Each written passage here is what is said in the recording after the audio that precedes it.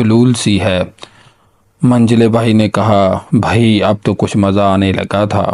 ننھی نے کہا، خاک مزہ آتا ہے، تم تو سب کہانی کو بیچ میں کاٹ دیتے ہو۔ ہاں ابا جان، جولاہے کا ہاتھی ڈر کر پرے ہٹ گیا ہوگا تو پھر کیا ہوا؟ ابا نے کہا۔ ننھی، اب بڑا تماشا ہوا کہ مچایا جو گیہوں کے انڈوں نے شور۔ کس کے انڈوں نے؟ گیہوں کے؟ تو کیا گیہوں کے بھی انڈے ہوتے ہیں؟ بھائی مجھے کیا معلوم، کہانی بنانے والے نے یہی لکھا ہے۔ یہ کہانی کس نے بنائی ہے؟ حفیظ صاحب نے۔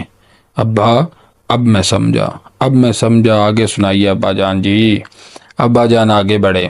مچایا جو گیہوں کے انڈوں نے شور، لگا ناچنے سانپ کی دم پہ مور۔ کھڑا تھا وہیں پاس ہی ایک شیر، بہت سارے تھے اس کی جھولی میں بیر۔ کریلا بجانے لگا اٹھ کے بین، لیا شیر سے ہر چوہیا نے چھین۔ چوہیا نے شیر سے بیر چھین لیے؟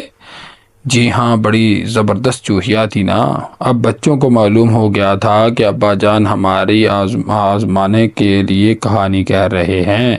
اماں جان بھی ہنستی ہوئی بولی، اور